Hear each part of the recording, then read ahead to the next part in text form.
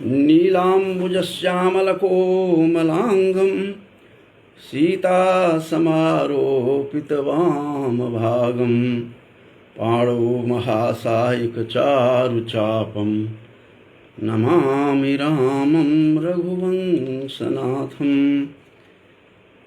आज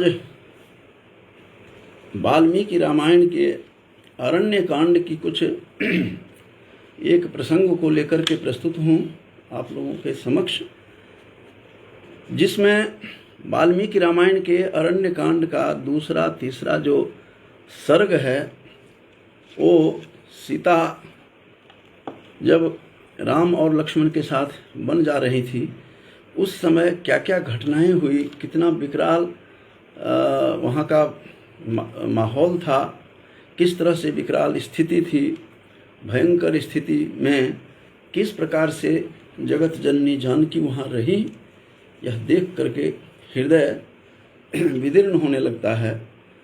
और सही में तुलसी ने कहा है कि सीता की अति विपत्ति विशाला, सीता की जो विपत्ति का विशाल विपत्ति उनको मिली थी, ये बात कहना बड़ा आसान है, लेकिन जब हम विराध का विकराल रूप देखते हैं, विराध एक राक्षस था और वह राक्षस इस रूप में वहाँ प्रकट हुआ था कि सभी लोग भौचक्के थे, चकित थे।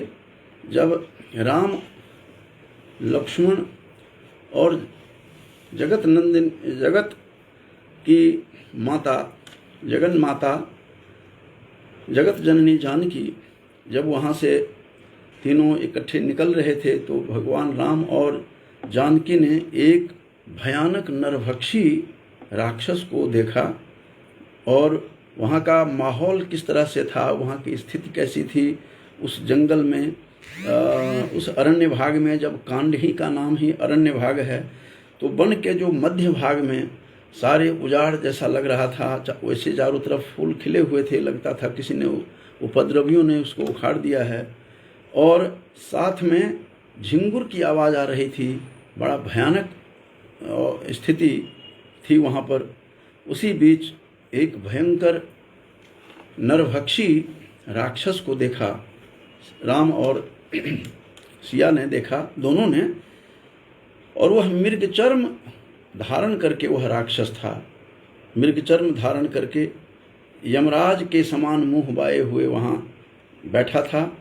और ऐसी भयानक स्थिति थी, वर्णन है इसमें वाल्मीकि रामायण के दूसरे, तीसरे और चौथे सर्ग में अरण्यकांड के जो विराध, जो राक्षस था विराध, जिसका मोक्ष दिलवाया राम ने, मोक्ष की प्राप्ति हुई उनके सामने ही, वह शापित था विराट।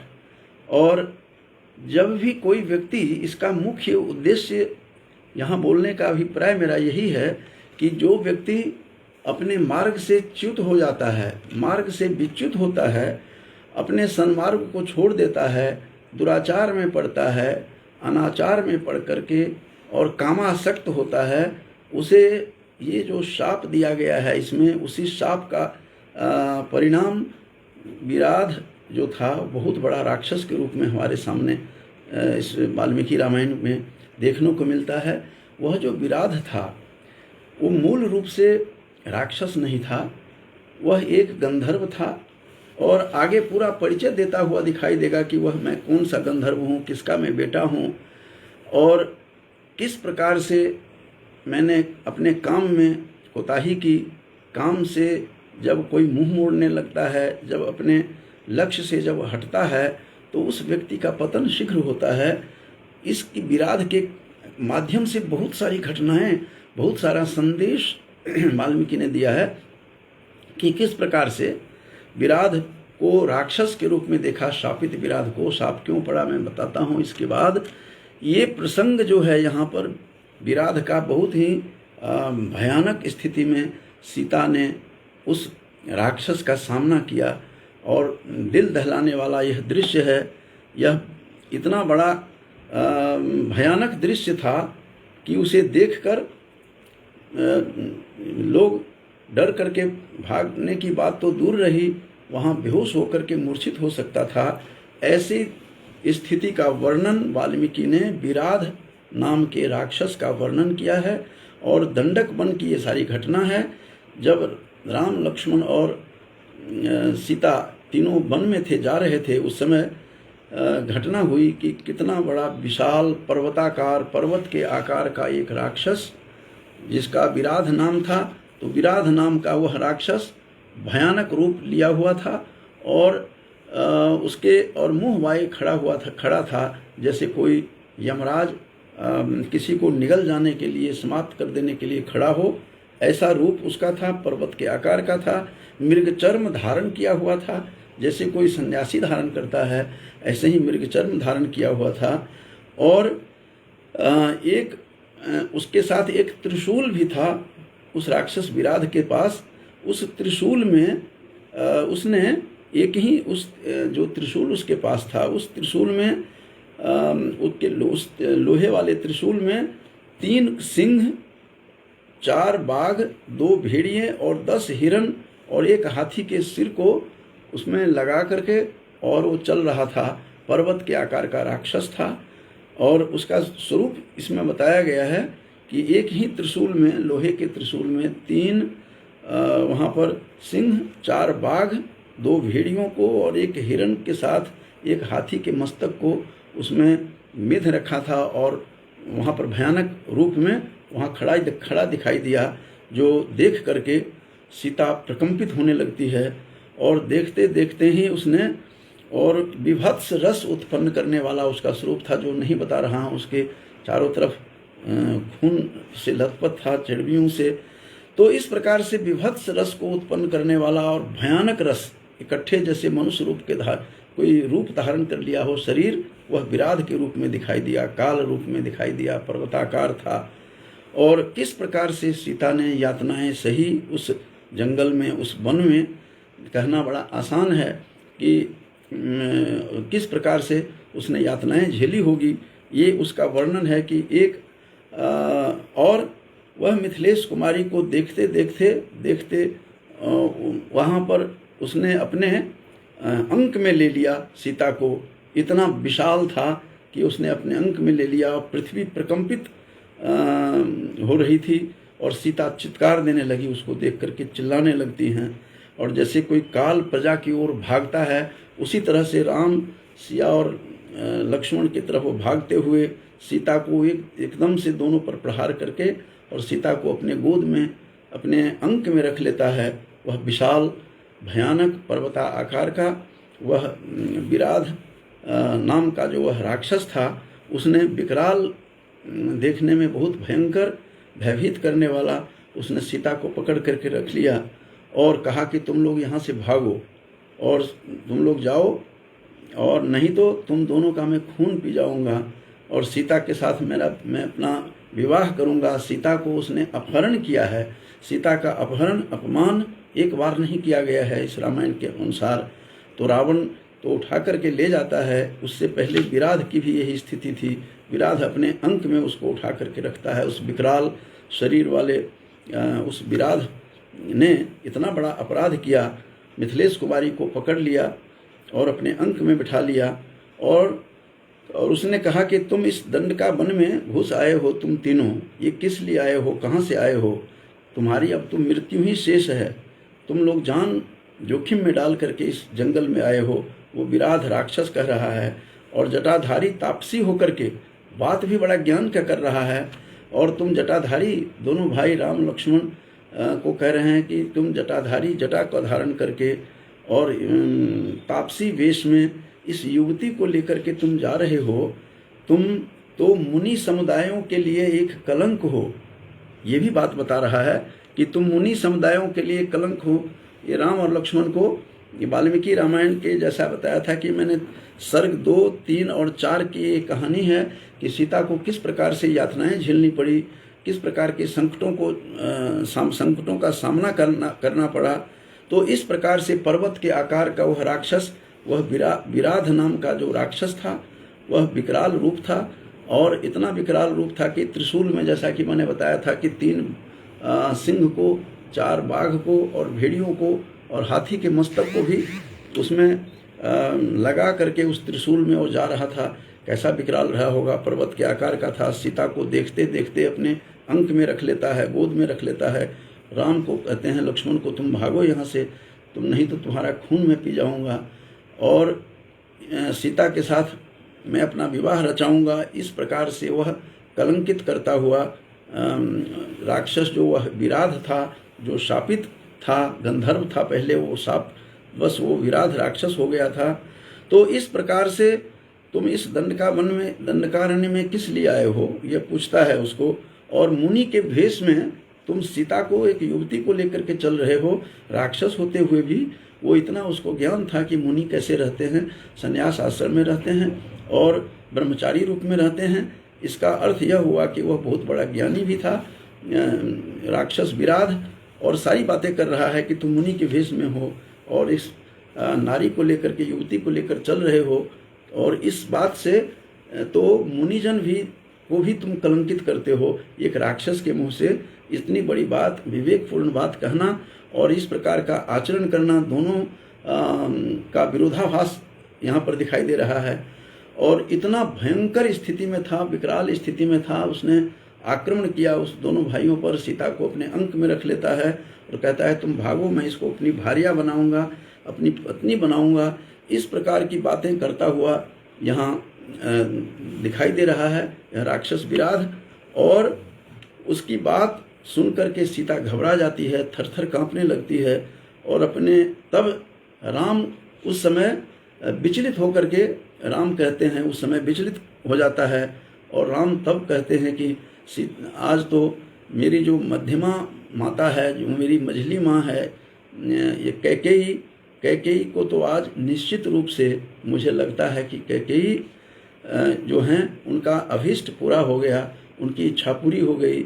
और इस तरह से बातें राम से कहते हैं। राम भी घबरा जाते हैं, मनुष्य रूप में हैं, जबकि वो सब कुछ कर सकते थे, लेकिन मनुष्य के रूप में यहाँ दिखाया गया है कि आज मेरी जो माँ है उनका मनोरथ पूरा हो गया कैकेयी का। उसने मुझे अपने राज्य से हटा करके और अपने पुत्र के लिए सब कुछ करके मुझे आज जान भी जोखिम में डाल करके हम लोगों को आज तो लगता है कि तीनों की जीवन लीलाएं समाप्त करके ही ये राक्षस छोड़ेगा। इस तरह से वो विलाप कर रहे हैं, घबरा गए हैं राम भी। सीता भी थरथर कांप रही है, उसको देख करके संग्राम भी प्रकंपित हो जाते हैं। लेकिन उनके साथ जो शेषावतार था, जो शेष नाग का साक्षात अवतार थे लक्ष्मण, वो वहाँ घबराते नहीं हैं और राम को याद दिला देते हैं, उनको वैष्णव रूप याद करवाते हैं लक्ष्मण कि भैया आप कौन हैं, आप रघुकुल के शिरोमणि हैं, आप में इतनी ताकत है। लक्ष्मण कहता है आप रघुकुल के भूषण हैं, और क्रोध में आकर के कहता है कि आप चिंता मत करें और आप इंद्र के समान संसार के रक्षक होकर के स्वयं घबरा करके आप इस तरह की बात करते हैं। उनको रूप याद करवा रहे हैं कि आप हैं कौन। लक्ष्मण स्वरूप बता रहा है कि हे राम, हे रघुकुल के शिरोमणि, हे रघुकुल के आभूषण भूषण, आप इस तरह से परेशान क्यों हैं। मैं इसको अभी एक क्षण में इस राक्षस को मैं समाप्त करता हूँ। फिर उसको अंदर से जोश दिलाते हैं राम को। राम विह्वल हो गए हैं, विह्वल होकर के अपनी सबसे प्रिय माता कैकेयी को भी कुछ खड़ी खुटी कहने से नहीं रुकते हैं इसमें, क्योंकि मनस्थिति उसकी ऐसी हो गई। सीता को अपने कब्जे में ले लेता है। वह राक्षस पर्वत के आकार का राक्षस है और उसको वरदानी राक्षस है, उसको आम शस्त्रों से मारा नहीं जा सकता था। ये सब समझ गए हो और कहते हैं कि मेरा राज्य पाने के, अपना राज्य पाने दिलाने के लिए अपने पुत्र को मुझे ले लिया। वहाँ तक तो ठीक थी, लेकिन इस भयानक स्थिति में हम तीनों को छोड़ दिया। और सीता विलाप करती हुई रो रही है, चिल्ला रही हैं। और विराध, तुम हो कौन? विराध ने पूछा कि तुम लोग हो कौन और किस लिए यहाँ आए हो इस वन में। इन दोनों भाई भेषधारी, तुम तापसी का भेष धारण किए हुए हो, लेकिन इसके भेष में भी एक युवती को लेकर के चल रहे हो जो मुनि के उचित नहीं है, जो मुनि के योग्य नहीं है। मुनियों को कलंकित कर रहे हो तुम। इसका मतलब उस राक्षस को सब ज्ञान था कि मुनि का वेशभूषा कैसी होती है, खान पान क्या होता है, उसके आचरण कैसे होते हैं। तो इन सब के विरुद्ध तुम बातें करते हुए दिखाई दे रहे हो। और उसका पोशाक भी उस राक्षस का मृग चर्म पहना हुआ था, ये भी एक विलक्षण था। और सारी बातें विराध की एक विरोधाभास का दे रहा है। और स्वयं कहता है विराध कि मैं हूँ कौन, अपना परिचय देता है। और परिचय देते हुए कहता है कि मैं जब का पुत्र हूँ, और मेरी माता जो थी शतहृदा थी, मेरी माँ शतहृदा मेरी माँ थी, और जब का मैं पुत्र हूँ। विराध मेरा नाम है, मैं भयंकर हूँ, और इस शूल से मैं तेरे ऊपर आक्रमण करूँगा। और आक्रमण भी करता है उन दोनों पर। फिर राम और लक्ष्मण तलवार निकालते हैं, और वो तलवार अगस्त्य मुनि ने उनको स्वर्ण के कवच में दिया हुआ था। जहाँ जहाँ से राम निकल रहे थे तो मुनियों ने उनको अस्त्र शस्त्र प्रदान किया था। इससे पहले अनसुया ने भी उनको प्रदान किया हुआ है आभूषण सीता को, और सभी प्रकार के आभूषण हैं उनके पास। तो इस प्रकार से सब कुछ रास्ते में मिलता रहा, और उसको विरोध का सामना करना पड़ा। राम उन्हीं तलवारों से राम और लक्ष्मण उस पर प्रहार करते हैं, दोनों भाई टूट पड़ते हैं। और उन दोनों भाइयों को एक साथ उस राक्षस ने, उस विराध ने अपने कंधे पर उठा लिया। आप कल्पना कर सकते हैं कि उस राक्षस ने उसको अपने कंधे पर दोनों भाइयों को उठा लिया और भागने लगे। और अंक में अपना सीता थी। राम को तो एक बार ऐसा लगा कि इसको चलने दो, जिस राह पर हमें जाना है उसी रास्ते से निकल रहा है, हमारे एक तरह से सवारी का काम करेगा, इस तरह उनको अनुभव हुआ। लेकिन जब विकराल होकर के रूप दिखाया, सीता चिल्ला रही हैं, सीता थर थर काँप रही हैं, और थर थर काँपती हुई कहती हैं कि बहुत स्नेह के साथ, हे राक्षस शिरोमणि, आपको नमस्कार है, और आप कृपा करके इन दोनों भाइयों को छोड़ दें और मुझे ही खा लो। आप मुझे तुम खा लो, और इन दोनों को राजकुमारों को छोड़ दो। ये ककुत्स्थ वंशी राजा हैं, दोनों राजा के पुत्र हैं, राजकुमार हैं। इनको तुम इक्ष्वाकु वंश के ये दोनों संतान हैं और रघुवंशी हैं, इन दोनों को छोड़ दो और मुझे ही खा लो। यहाँ यह वाल्मीकि ने बताने का प्रयास किया है कि भारतीय नारी किस प्रकार पतिव्रता होती हैं, अपने खानदान के लिए स्वयं को मिटाकर इस संसार को ज्योतिर्मय करने का प्रयास करती हैं। तो इस प्रकार से एक नारी का ऐसा स्वरूप जो आजकल विकृत रूप हमें भारत में दिखाई दे रहा है, जिसकी आशा भारत में नहीं है, तो इस विकृत रूप से बदलने के लिए, बदलाव लाने के लिए एक बहुत बड़ा संदेश दिया गया है कि किस प्रकार से त्याग तपस्या में लगी रहती हैं भारतीय महिलाएं, पतिव्रता नारी, और स्वयं कहती हैं कि तुम मुझे उठा करके ले जाओ, लेकिन इन दोनों भाइयों को, दोनों कुमारों को छोड़ दो। इस प्रकार से बात करने वाली जनक नंदिनी सीता सच में प्रणम्य हैं। और इस प्रकार से यातनाएं किस तरह की झेली हैं, किस तरह के भयानक रूप उन्होंने देखा है कि राम भी विचलित हो जाते हैं सीता को जब वो अपने अंक में पकड़ लेता है और कहता है इसको मैं भारिया बनाऊंगा, तुम यहाँ से चले जाओ। इतना बड़ा अपमान, एक नारी का ही अपमान नहीं, एक भारतीय मनुष्यता का, एक मनुष्यता के ऊपर कुठाराघात हुआ है।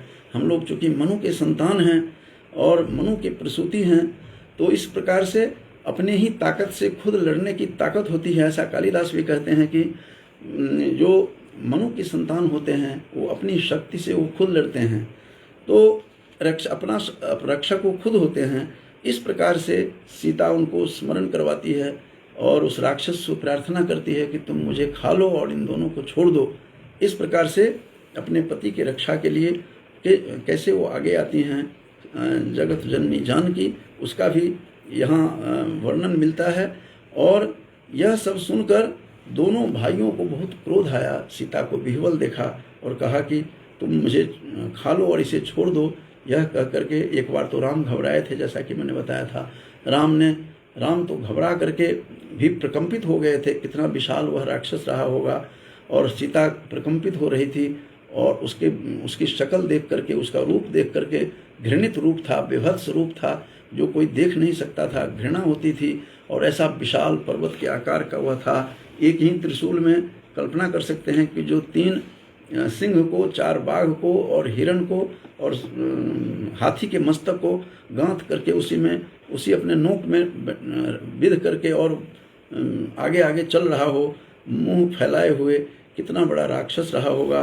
वह उस राक्षस की कहानी यहाँ बताई जा रही है कि किस प्रकार से सीता ने कहा हाथ जोड़ करके तुम मुझे पकड़ कर ले जाओ और इस रघुवंशी को दोनों को छोड़ दो। तो यह सुनकर के भड़कते हैं दोनों राम और लक्ष्मण, और अपने तलवार से जो उनको ऋषि से प्राप्त हुआ था, जो ऋषि ने उनको अगस्त्य ने दिया था, उससे उसको काटा और उसने दोनों हाथ को, दोनों भुजाओं को काटा। काटने के बाद छटपटाने लगा और राम ने उसके दाहिने, उसके एक भुजा पर अपना पैर रख दिया और दूसरे पर गर्दन पर उसने उसका अपना पैर रख करके दबाना शुरू किया। फिर वो चिल्लाने लगा, छटपटाने लगा, मूर्छित होकर के नीचे गिरता है और नीचे गिरने के बाद उसने कहा कि तुम कौन हो?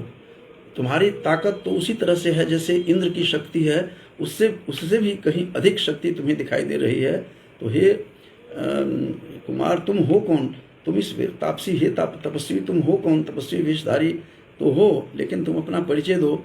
तब उसने बताया कि राम ने कहा कि मैं रघुवंश का कुल का हूँ, रघुवंशी हूँ, दशरथ का पुत्र हूँ, कौशल्या माता का मैं पुत्र हूँ, और ये सुमित्रा माता का यह पुत्र है, हमारा भाई है, और जनक नंदिनी जनक की पुत्री है और प्रकट हुई है मिथिला में। वो सारा जब परिचय देते हैं तो उसको ज्ञान हो जाता है। उस राक्षस विराध को सारा ज्ञान हुआ कि यह कौन है। फिर उसने अपना पूरा परिचय दिया। जब उसको ज्ञान हो गया कि ये कौन है, तब कहते हैं कि मैं इस जन्म में तो मैंने बता दिया मैं विराध नाम का राक्षस हूँ, लेकिन मैं पूर्व जन्म में शापित हो गया हूँ और मैं तुम्बुरु नाम का एक गंधर्व था मैं। और ये बताते हैं कि तुम्बुरु नाम का एक गंधर्व था और गंधर्व लोक में मैं रहता था, बहुत सुंदर था देखने में। और एक बार कुबेर वहाँ के राजा थे। कुबेर जो थे विश्रवा के पुत्र कुबेर थे, रावण के भाई थे, जिनको ब्रह्मा ने वरदान में जिनको पुष्पक विमान दिया वो रावण वही छीनता है उसी से, कुबेर से, अपने भाई से। तो वही कुबेर जो थे धनपति थे, धन के मालिक थे, धन के अध्यक्ष बताया गया है। तो उस कुबेर ने, वो राजा थे, उनको किसी काम में मैंने देरी कर दी, क्योंकि मैंने अपराध क्या किया था कि एक जो अप्सरा थी रंभा में मैं आसक्त हो गया था। रंभा के प्रेम में आसक्त होने के कारण से मैं काम में विलंब हुआ और देरी की। तो राजा कुबेर ने मुझे शाप दिया था और कहा कि तुम राक्षस योनि में चले जाओ। इसके कारण से मैं राक्षस बन गया हूँ, मेरी आज मुक्ति होगी। साथ साथ मैंने बहुत प्रार्थना की, हाथ जोड़े। तब उन्होंने कहा कि रामावतार होगा और राम इस अरण्य में अपनी पत्नी के साथ आएंगे, अपने भाई के साथ आएंगे और तुम्हें दर्शन करोगे, उसी को से तुम्हारा उद्धार होगा। वही तुम्हें लक्ष्मण से और राम लक्ष्मण से तुम मारे जाओगे और तब तेरा जो है इस राक्षस योनि से तुम्हारी मुक्ति होगी। इस प्रकार की कहानी सुना रहा है कि कैसे गंधर्व। इसका संदेश सीधा यही है कि जो अपने रास्ते से विचलित होता है वह गंधर्व था। अपने काम में उससे कोताही की, अपने कार्य कुशलता में कमी की, तो उसको शाप दिया। बंधुओं में याद दिला दूं कि मेघदूत में यही कुबेर, इसी कुबेर ने यक्ष को शाप दिया था। यक्ष को शाप दिया, यक्ष ने भी अपना काम ठीक नहीं किया। यहाँ तो रंभा के प्रेम से आसक्त हो गया था, यहाँ पर जो बता रहा है तुम्बुरु नाम का गंधर्व जो राक्षस हो गया विराध। लेकिन इसकी जो कहानी है कि यक्ष के रूप में मेघदूत जो है वो यही इसी पर आधारित है। कालिदास का मेघदूत, कुबेर ने भी उसको शाप दिया था और कुबेर ने कहा उसको, और कुबेर ने शाप देते हुए कहा भी था कि तुम ऐसे जगह चले जाओगे जहाँ पर कुछ भी नहीं तुझे होगा, जिसको काला पानी कहते हैं। वहाँ रामगिरी आश्रमेशु, रामगिरी पर्वत पर, रामटेक पर्वत पर मैं एक बार किसी कॉन्फ्रेंस के माध्यम से उस जगह को भी मैंने नज़दीक से देखा है और वहाँ मैं गया हूँ उसमें। तो रामगिरी आश्रमेशु, रामगिरी की जो बातें तो कालिदास कह रहे हैं मेघदूत में, वहाँ भी शापित कुबेर ने ही शाप दिया था यक्ष को कि काम में कोताही किया था। फूल लाने के लिए कहा, वह पत्नी न्यूली मैरिड था, नई शादी हुई थी। पत्नी में ये सोचते सोचते काफ़ी रात बीत गई, तो उसने रात में ही फूल ला करके रख दिया। उस फूल को जब चढ़ा रहा था कुबेर, तो उसमें से उसका जो भ्रमरा था, भौंरा था, उसको देखा और तब उसको लगा कि ये तो रात में ही फूल तोड़ करके लाया है, काम में कोताही की है। कुछ लोग ऐसा भी कहते हैं, कुछ लोग विल्सन कुछ और कहानी कहते हैं कि ये अलग अलग टीकाएँ हैं, मल्लीनाथ टीकाकार कुछ और कहते हैं, और विदेशी विद्वान कहते हैं कि नहीं ऐसा नहीं था। उसके वो माली था, माली का काम करता था यक्ष। यक्ष को कहा रखवाली करने के लिए, वो सो गया और तब तक हाथी ने रौंद दिया और सारा नष्ट किया, इसीलिए कुबेर ने शाप दिया। तो मैं आपको थोड़ी सी कहानी, शाप इसी कुबेर ने यक्ष को भी शाप दिया था अपने काम के प्रति जब कोताही करता है और तब इस प्रकार की स्थिति आती है, तो उसने भी अपने काम के प्रति कोई रुचि नहीं दिखाई थी, इसलिए शाप दिया। यहाँ भी ये जो राक्षस है, तुम्बुरु नाम का, जो अब राक्षस से पूर्व जो योनि थी उसकी तुम्बुरु नाम का गंधर्व था, जो और काम में कोताही की, काम ठीक से किया नहीं, काम में आलस किया। स्वाधिकारात प्रमत्तः, जैसे कालिदास कहते हैं कि उस यक्ष ने अपने स्वाधिकारात माने अपने ज्यूरिसडिक्शन से बाहर चला गया, अपने कार्य क्षेत्र को छोड़ दिया, तो उसको शाप दिया। तो उसी कुबेर ने यहाँ शाप दिया, जिसके कारण से मैंने आपको मेघदूत की यात्रा करवा दी इसी प्रसंग में। तो उस मेघदूत की को में भी जो शाप दिया वो ये कुबेर थे। यहाँ भी इस गंधर्व को शाप दिया जा रहा है, वहाँ पर वो यक्ष था। तो इस प्रकार से रंभा के प्रेम में मस्त होने के कारण मैंने काम नहीं किया, तो राजा कुबेर ने मुझे शाप दिया और तब से मैं शापित हूँ। आज मुझे इस शाप से मुक्ति मिलेगी, क्योंकि कुबेर ने मुझे बताया था। कुबेर जो थे वैश्रवण जिसको कहते हैं, जो विश्रवा के पुत्र थे। विश्रवा के पुत्र रावण भी थे, लेकिन इनकी माँ अलग थी और उनकी माँ दूसरी माँ थी, लेकिन वो विश्रवा के ही दोनों पुत्र थे। और इस प्रकार से कुबेर ने उसको शाप दिया, मुझे शाप दिया, कहानी सुना रहे राम को, हे राम आज मेरी मुक्ति होगी। और यह भी कह रहा है कि मुझे गड्ढे में गाड़ देना।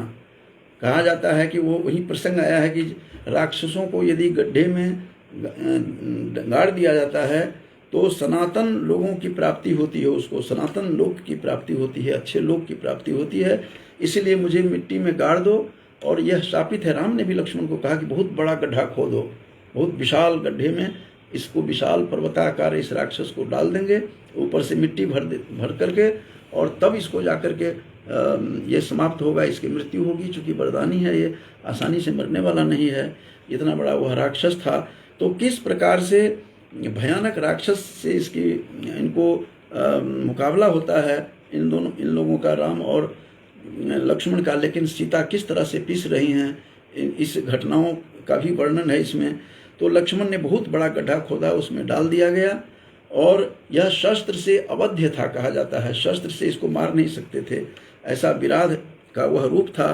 तो बाद में उसको मार करके मिट्टी में गाड़ देते हैं, और तब जाकर के ये निर्भय होकर के वहाँ विचरण करने लगते हैं। फिर उसके बाद वहाँ पर सर्वभंग मुनि के आश्रम में राम जाते हैं, जहाँ पर आश्रम में उनकी प्रतीक्षारत वहाँ सर्वभंग थे, स्वर्ग में जा नहीं रहे थे। उनको इंतजार था कि राम यहाँ आने वाले हैं। तो राम का दर्शन करके सर्वभंग ऋषि इस संसार से उनके सामने ही प्रयाण करते हैं, ब्रह्मलोक में जाते हैं।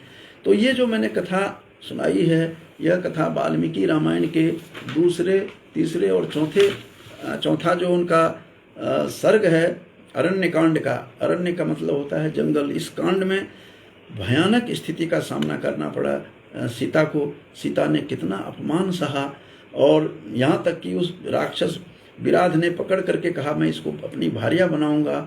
ये कल्पना से परे की बात है। उस इतना भयंकर रूप था कि राम और लक्ष्मण दोनों को कंधे पर बिठा करके सीता को अपने अंक में रख करके भागा जा रहा है। वह राक्षस इतना भयंकर था कि त्रिशूल में बताया था, जैसा कि मैंने 3 सिंह को, 4 बाघ को, एक और हिरण को और एक हाथी के मुंड को लेकर के जाने वाला एक त्रिशूल में किस तरह का भयंकर रूप रहा होगा। ऐसा लगता था कि चांडाल और खुद साक्षात यमराज उसके सामने मुंह बाए खड़ा है, इस तरह के पोजीशन में इसको बताया।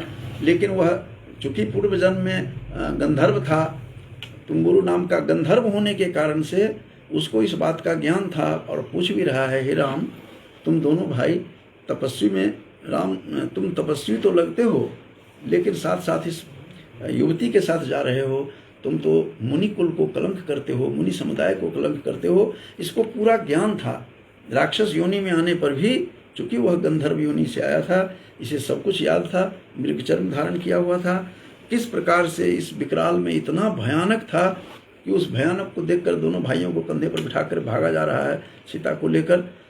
तो इससे स्पष्ट होता है कि जनक सुता जो थी, जो भूमि कन्या थी, जो सीता थी, जो मिथिला में उद्भव हुई थी, प्रकट हुई थी वहाँ से, ऐसे जनक नंदिनी सीता को क्या क्या यातनाएं झेलनी पड़ी, किस प्रकार के उसने अपमान करने का प्रयास किया गया, राक्षस रूप में चाहे किसी भी रूप में, किस तरह से उन्होंने यातनाएं झेली, इसका और वो मन व्यथित करने वाला है। तो इस प्रकार से राम भी विचलित होकर के घबरा जाते हैं, लेकिन शेष नाग जो थे वो सांप की तरह फुफकार छोड़ते हुए, लगता है कि ये शेष अवतार हैं, और किस प्रकार प्रहार करता है।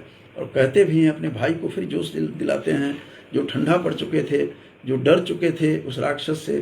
सीता को चिल्लाते हुए, थरथर कांपते हुए देख करके राम भी घबराते हैं, और तब लक्ष्मण उनको जोश दिलाते हैं कि आप, हे राम, आप हैं कौन? आप रघुवंशी हैं, आप रघुकुल के भूषण हैं, आप हैं कौन? याद कीजिए, आप वैष्णव रूप को याद कीजिए, आप साक्षात विष्णु के अवतार हैं, और आप तो इंद्र के समान बल रखते हैं, और आप ही घबरा जाएंगे। फिर राम जोश में आते हैं, और फिर उसका उद्धार होता है, उसको मिट्टी में गाड़ दिया जाता है खोद करके। तो इस प्रकार से सारा का सारा जो ये सीता ने किस किस रूप का दर्शन किया, किस तरह भयानक यातनाएं झेली, जो देख करके दिल दहल जाता है। राम जैसे चट्टान की तरह स्थिर रहने वाले राम भी घबरा करके अपनी अनन्य भक्त, अनन्य स्नेह करने वाली उस कैकेयी के विषय में भी इस प्रकार की बातें बोलते हैं कि कैकेयी, मेरी मझली माँ जो थी, बीच वाली माँ, उसे अब संतोष हो गया कि मुझे भेज करके तो अपने राज्य तो दे ही दिया अपने बेटे को, लेकिन अब हम दोनों को भी काल के मुंह में डालने का काम किया है। फिर लक्ष्मण भी वहाँ गुस्से में आकर के कहता है कि भरत के लिए तो राज्य तो तुमने दे दिया भरत को, तब तो मैं क्रोध में था और क्रोध नहीं करने दिया भैया ने। आज सारा क्रोध मुझे इस राक्षस को मारने में लगाऊंगा, इस विराध के राक्षस को मारने में लगाऊंगा। और किस प्रकार से उसके फिर वो वध करता है उस राक्षस का। वो राक्षस वध करने के लिए ही बंधुओं आए थे, और कैकेयी तो एक बदनाम सी हुई, यह पहले से ही तय था, सभी राक्षसों को तय था। जैसा कि विराध स्वयं कहता है कि मुझे शाप देने के बाद मैंने प्रार्थना की, तो किस प्रकार से मुझे कुबेर ने कहा कि तुम चिंता मत करो, रामावतार होगा और राम तुम्हारा उद्धार करेंगे। तो इस सारे प्रसंग वाल्मीकि रामायण के अरण्य कांड से, अरण्य का मतलब ही जंगल होता है, तो अरण्य से कांड की क्या क्या घटनाएं हुई, सीता को क्या क्या यातनाएं झेलनी पड़ी, राम ने क्या क्या देखा रूप जो विचलित हो जाता है। और इस प्रकार से जैसे स्वयं विष्णु के अवतारी राम के साथ यह स्थिति होती है, उनके साथ स्वयं शेषावतार थे, साक्षात लक्ष्मी रूपा थी, जो उद्भव स्थिति संहार कारिणी स्वयं है सीता, सृष्टि को उत्पन्न करने वाली और संचालित करने वाली और संहार करने वाली खुद सीता हैं। और जिससे यया विश्वमिदं ततम, जैसे दुर्गा सप्तशती में कहा गया है, जिससे संपूर्ण विश्व फैला हुआ है, आज वो ही सीता घबराई हुई किस प्रकार से हमें इसमें दिखाई दे रही है। तो ये सारा का सारा स्वरूप हमें इसमें देखने को मिल रहा है। तो आज मैंने आप लोगों को ये किस प्रकार से सीता ने विराट जैसे महाविकराल राक्षस का सामना किया, उसको पकड़ लिया और ऐसे अपमान किया कि तुझे मैं भारिया बनाऊंगा। एक शब्द से ही अपमान की जो ध्वनित होती है, इससे अपमान, तो इस प्रकार से कैसे अपमानित हुई, कितनी यातनाएं झेली, और तब जाकर के उसने लोक कल्याण के लिए सब कुछ सहना पड़ा उस जगत जननी सीता को। इसीलिए अवतार ही उनका इसलिए हुआ था। कहा जाता है कि इसने हजारों राक्षसों का राम ने संहार किया। तो ये सब कुछ तय था, इस वन में आना था, और सीता उसके कैकेयी उनका कारण बनी। तो इन सारी घटनाओं को मैंने आपके सामने संक्षेप रूप में बताया है। तो यहाँ पर इसमें जो जुड़े हुए हैं इस व्याख्यान में, तो लल्लन झा जी भी दिखाई दे रहे हैं, अनिल कुमार गुप्ता जी भी हैं, उनको भी नमन करता हूँ, संतोष झा जी हैं, सभी को मैं साधुवाद देते हुए जो इनसे जुड़े हुए हैं। और सीता की किस प्रकार की यह विकराल स्थिति में राम लक्ष्मण और सीता काल के गाल में कैसे थे, स्वयं काल जिनसे थरथर कांपते हैं, आज स्वयं राम कांप रहे थे। स्वयं जगत जननी जो अन्नपूर्णा है, जो लक्ष्मी रूपा है, जो त्रिविध कारिणी है,